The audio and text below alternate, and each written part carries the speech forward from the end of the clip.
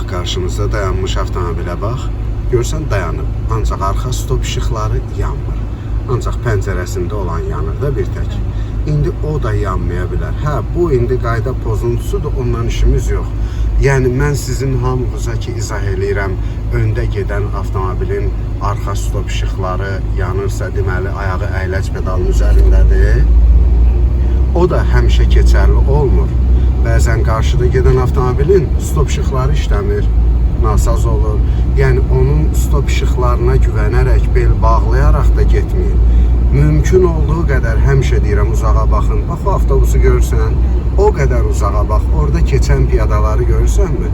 Ora qədər uzağa bax, ora qədər uzaqdan məlumatın olsun. Əgər bax, o qarşıdakı avtobus orada dayanıb, sürəti azaldırsa, bax, görürsən, avtomatik olaraq onun arxasındakılar da sürəti azaltmalıdırlar. Sən də həmçinin.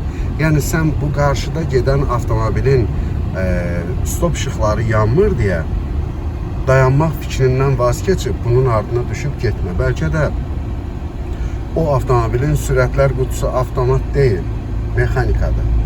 O heç əyləci basmadan da sürətlər qutusu vasitəsilə avtomobilin sürətini aşağı sala bilər. Aydındır.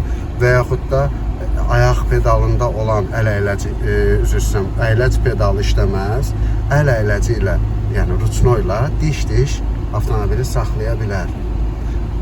Yalnız stop işıqlarına baxaraq, yəni hesab götürmə, ona güvənmə, yaxşı?